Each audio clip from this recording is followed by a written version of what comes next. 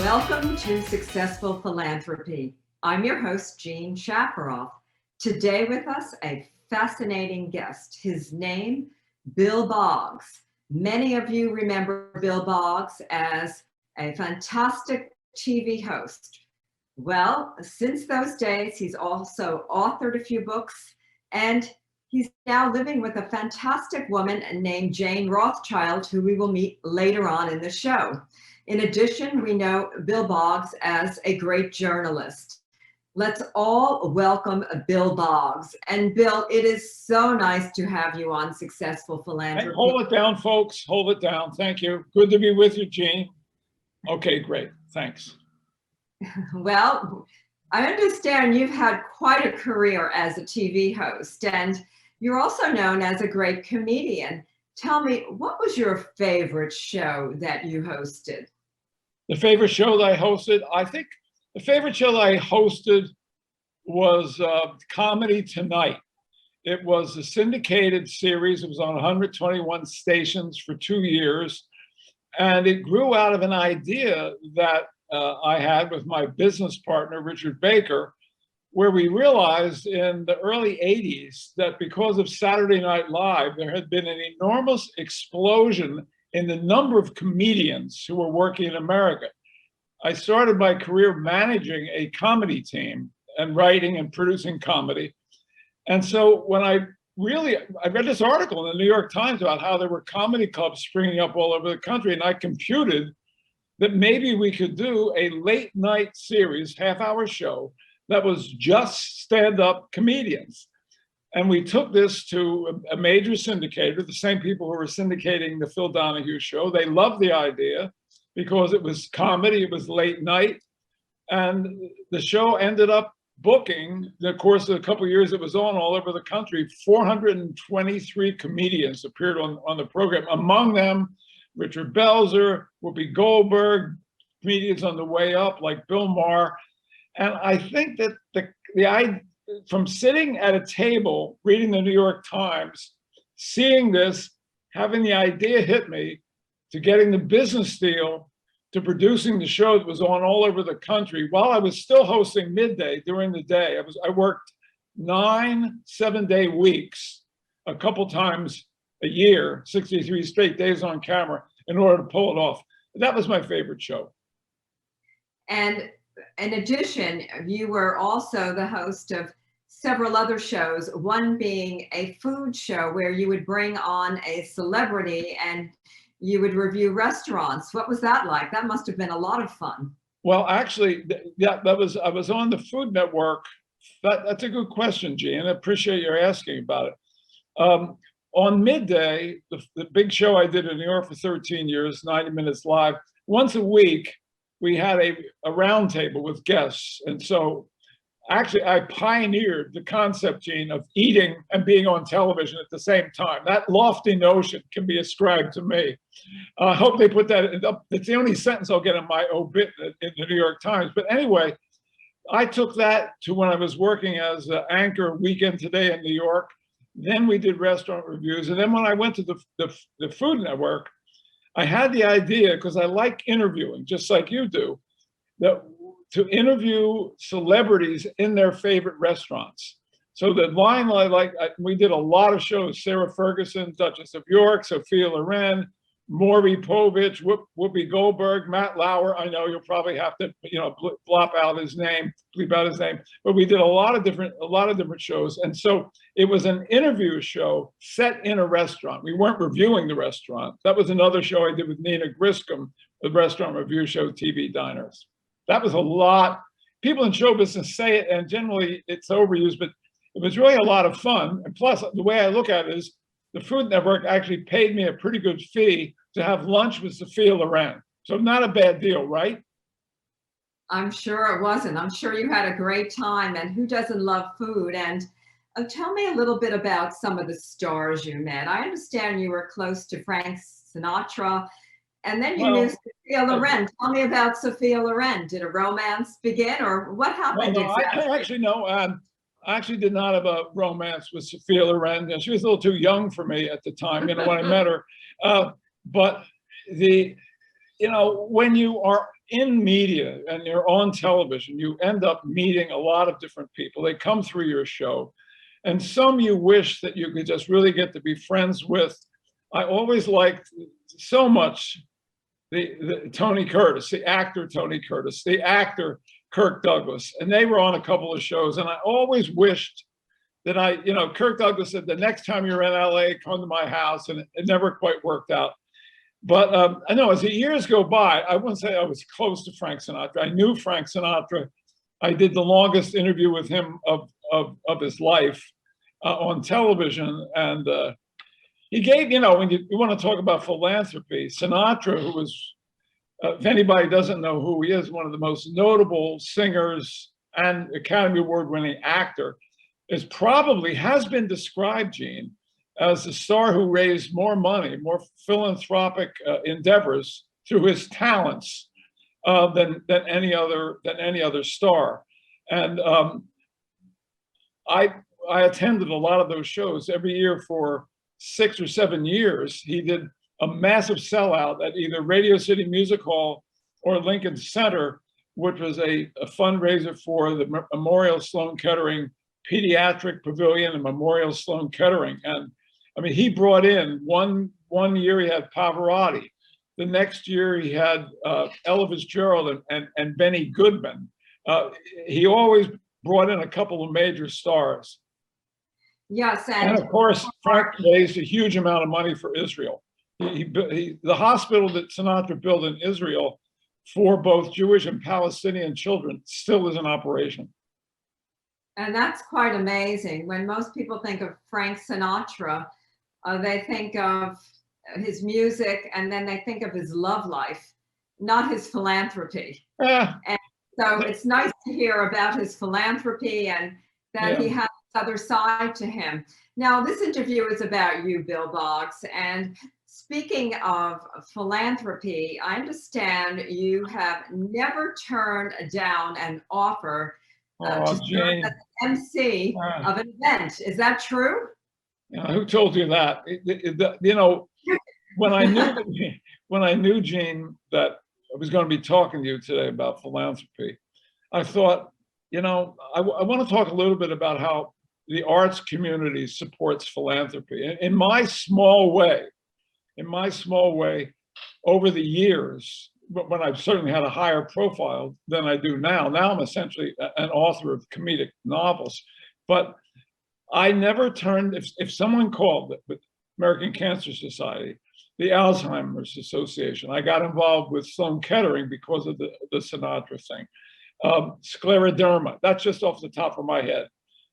To ask me to show up and MC an event, if I were free that evening or that afternoon, or even in 2 cases that morning, Gene, I would just go. I thought the least I can do is something like that. And Cancer Schmancer, we support that organization. But I'll tell you one, I actually, for a while, Gene, I produced 6 shows. 2 were at the Waldorf, 2 were at the Carlisle, and 2 were at the Pierre, the ballrooms there, Gene. And I produced them for a couple of different charities over the years, Scleroderma and the Pediatric Pavilion at Memorial Sloan Kettering. And I produced the shows and I hosted the shows. I'll tell you a story. I've never told this story before. I booked the following talent. The comedian Robert Klein, who was a hugely successful comedian, a couple dozen HBO specials, and in a way is a bridge between George Carlin and Jerry Seinfeld as observational humor. And Marvin Hamlisch, the composer who wrote, among other things, a chorus line, the music to The Way We Were, They're Playing Our Song. And he himself, a huge donor of his time. And Sarah Jessica Parker, who people know, of course, from Sex and the City. That's right. Sex and the City. People are coming in, they're spending a lot of money per ticket, Gene. You know what these events are like. You've been to more of them than anybody I probably know. And a lot of the people were coming from Greenwich, Connecticut. And the event, I thought, we have to get this event over so that they can get to a train to get home at a decent time. was my personal objection to events that start at night. They go on too long. Let's get to it. If you need a good auctioneer, you get Bill McCuddy, you get somebody to move right through it, bam. So I figured we're going to do a 1 hour show. And the whole time I'm looking at my clock, right? We're open with Robert Klein. Robert, you'll do 20 minutes, 18 to 20 minutes. Then Marvin, same thing. You'll do 18 to 20 minutes. And then Sarah Jessica Parker, you'll close the show with 15 minutes. And we'll have a solid 1 hour show. We're going to end this thing. People are going to donate more money next year because they were able to make the 10-10 train. Okay. So I get up there, I'm emceeing the show. Thank you for coming, blah, blah, blah. I sang a song. Everything was great. I walked around saying, you're the tops because people were so generous. And now to kick things off, Robert Klein. And what does Robert Klein do? 45 minutes. 45 minutes. I'm sweating. Holy. Then Marvin Hamish, who's a friend of mine, comes up to me and says, Bill, if Robert has done 45 minutes, I can't do 20 minutes. I have to do more time. So he does 40 minutes. Now we've burned through an hour, and then I still have Sarah Jessica Parker, who was at least gracious enough to only do 20 minutes, and everybody missed their train, right? Anyway, that was Robert Klein. God bless him. One time I was emceeing a charity show at Carnegie Hall. And the main attraction, people will pay the money because they want to see, like, they go see Sinatra and his guests. The entertainment for this show was an artist. He's sort of become forgotten as Victor Borge. He was a Danish piano player and wit named Victor Borge, B-O-R-G-E. So Victor Borge is the same thing. By the time he comes on, after all the awards have been given out, the trophies and thanking people, it's late already. And so I'm with Victor Borge, and they say, Victor, just a half hour. We got to wrap this up. Victor Borge passes the half hour mark, 40 minutes, 45 minutes, he's in the 50 minutes. And get this, the head of the charity pulls me aside and says, Bill, you're the MC. Stop him. Yes. Middle of the show. I had to walk out on stage. Excuse me, what? You have to stop now. It's the most embarrassing moment, other than the time I fell asleep on my television show and fell off my stool on live TV. That's the second most embarrassing moment for me. Now, we're going to switch subjects now. I'm going to stop you as well. And I want to hear about your latest book, Spike the Wonder Dog. Thank you. You just wrote a book all about a dog you had in the beginning of your TV career, Spike. Yes, it's a novel. Yeah. Go ahead. But this dog must have had a major effect on you for you to want to write a book about a dog, correct? Well, that's partially correct and partially incorrect. I had a dog. The dog was on television with me before I came to New York, and the dog was hugely popular, and he was killed by a drunk driver before I came to New York. He was very funny, and his nickname was Spike the Wonder Dog. So when my last show, a PBS show, My Generation, went off the air, I said to Jane, I'm going to just focus on writing now. I've written 2 other books. I wrote one other novel that was optioned by Renee Zellweger, and a self-help book. And the idea that I had was, what if Spike hadn't gotten killed? What if he had come with me to New York in today's world and become a big TV star? So the book is called The Adventures of Spike the Wonder Dog, as told to Bill Boggs. And it is, the dog narrates the book, and he has been described, Spike the Wonder Dog has been described by critics, not me, although I agree with them, as the funniest dog ever to appear in fiction. This is a satire of cultural mores and norms, and certainly of the television business. And on the back at the bottom, I insisted that Post Hilda Press, the publisher, put in a portion of the proceeds for the sale of this book will be donated to animal rescue charities, because one of the things that happens in the Adventures of Spike the Wonder Dog, as told to Bill Boggs, is he's kidnapped and he's forced into a terrible situation. So that's what I'm doing now, and I'm working on the sequel, Gene. I'm working on a sequel called Spike Unleashed. Well, I love it. And for our viewers, we are with Bill Boggs. He is a former TV host. He's an author and a journalist. And right now we're going to bring on the show his partner, a lovely woman. She's also involved or has been involved in the TV world. Her name, Jane Rothschild. Let's all welcome Jane. And the two of you together, I understand you've been What can I say? in a love relationship for 10 years. She is the light of my life. Jane, the brain Rothschild, referred to her by her friends as Lady Jane. Get ready, folks. Behold the beauty. Behold the beauty. Stop. Behold, Hurry, behold, go faster. behold the beauty. There she is. And Jane has a list of the charities and the things that we've supported. I do But indeed. before I hear that, Jane, I want to hear a little bit about you, and so does our audience. You were involved as the producer of a very important TV show. Tell us a little bit about that first. Thank you. Well, I started working for a game show production company, Bob Stewart Productions.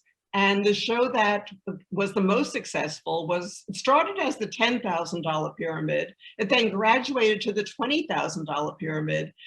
After I left, it became the $100,000 pyramid, quite honestly. But it was a wonderful show and successful. And I actually won 2 Emmys producing it. And Dick Clark was the host. You won Emmys? I won Emmys, and it was a lot of fun. So that was part of my earlier life. In fact, Bill and I, it's funny that we met 10 and a half years ago. She picked me up, Jane. Oh, I like that. Oh, How? Picked me up. I have a lot of chutzpah. At Chirco restaurant. She picked me up. But I mean, the funny thing is we traveled in the same circles in New York. I'd be with Dick during the day taping Pyramid. Dick and Clark. Bill would be with him at a party that night. Yeah, It's so sure. funny. Joan Rivers, she'd be taping. Our show was all celebrities. And we traveled in the same circles, but didn't meet until 10 and a half years ago. Right. And my first job was working actually for Johnny Carson. So, and then I left TV. Can you believe she worked for Johnny Carson? She worked with Dick Clark, and she ends up with me. That's really going downhill. This is a true love story from what I can see, and it's nice to see that people later on, midlife or a little older, fall in love and they're together. And Thank you. I know right now, I don't know where you live, but I'm hearing you're out of New York, coming back to New York or East Hampton. And Oh yeah. We move And- around. Well, we have a home. East Hampton is absolutely where I consider my home. We're blessed that we have a Palm Beach pad and a little apartment in New York, and we know how lucky we are and how wonderful our life is. We don't take anything for granted. But I consider East Hampton my home now. I do.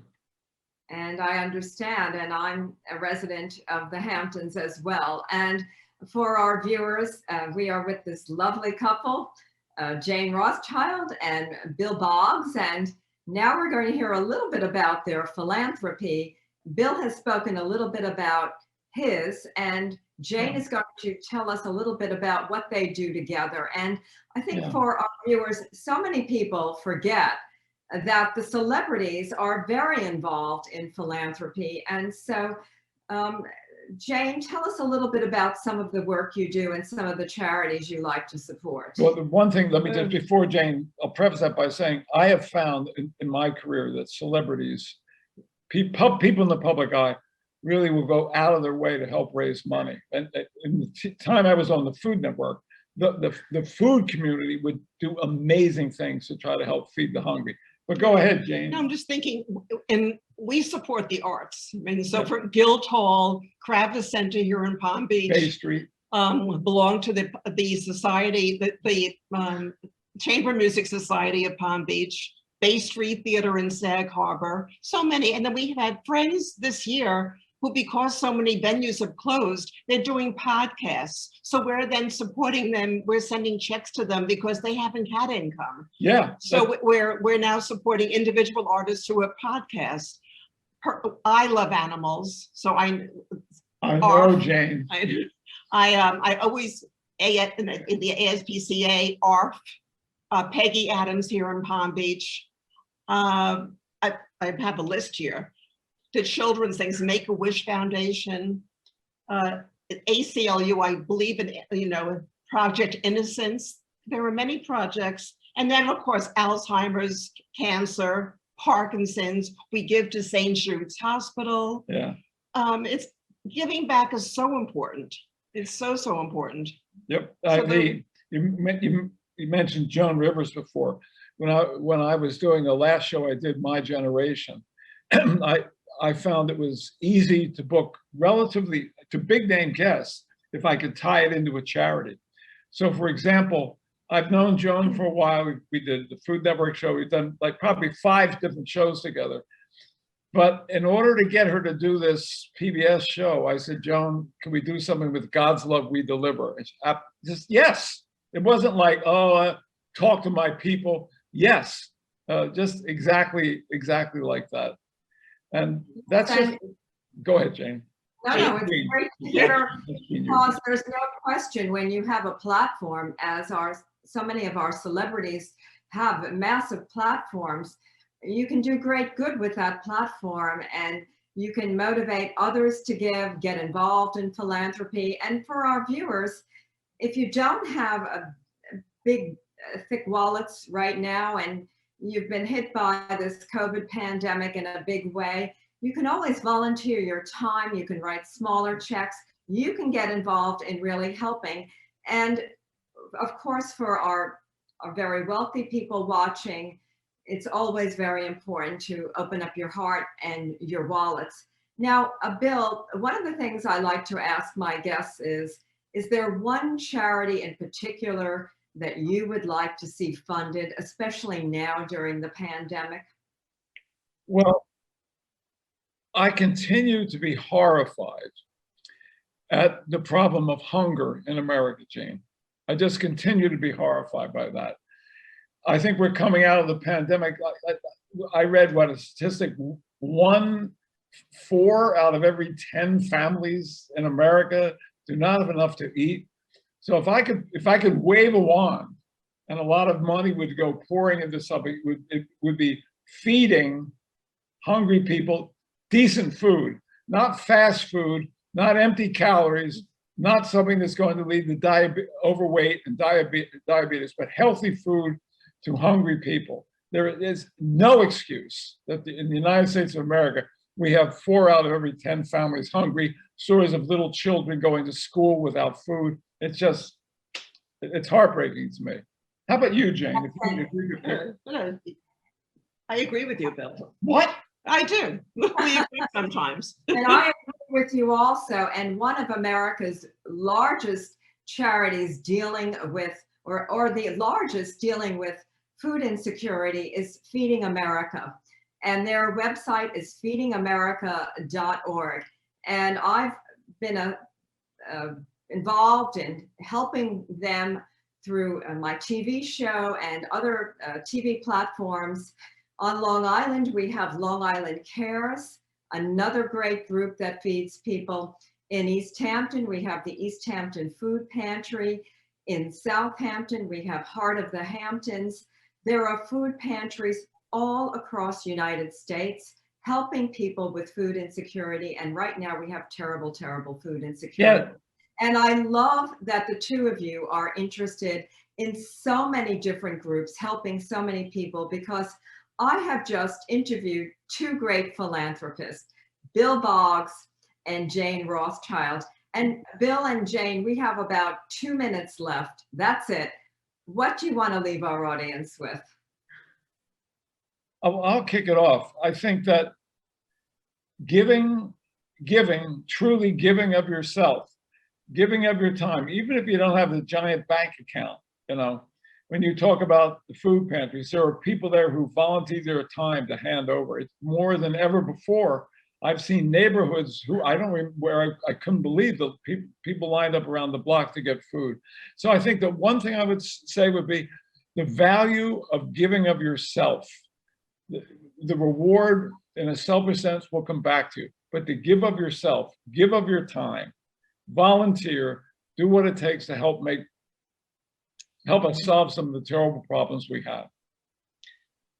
I mean, I agree with that. I just flashed on something that I do. I also give to an organization called Dress for Success. Oh, right, yeah. I love to shop, truthfully, and I go. I mean, I have a lot, and then I have to clean out the closet. And it's a pleasure for me to give clothing away and give it to an organization like Dress for Success, where people who go on job interviews look good. Everything you give Yeah, it's shoes, a great organization. purses. Yeah, bring it back to Frank Sinatra. He had a notable quote. Frank Sinatra says, if you have a possession that you cannot give away, then it possesses you. And that's an interesting, stop and think about that. Well, that was a fun show. Thank you so much, Bill Boggs, Jane Rothschild. We really had a great time. I'm Jean Shafiroff, your host. I'll see you next week.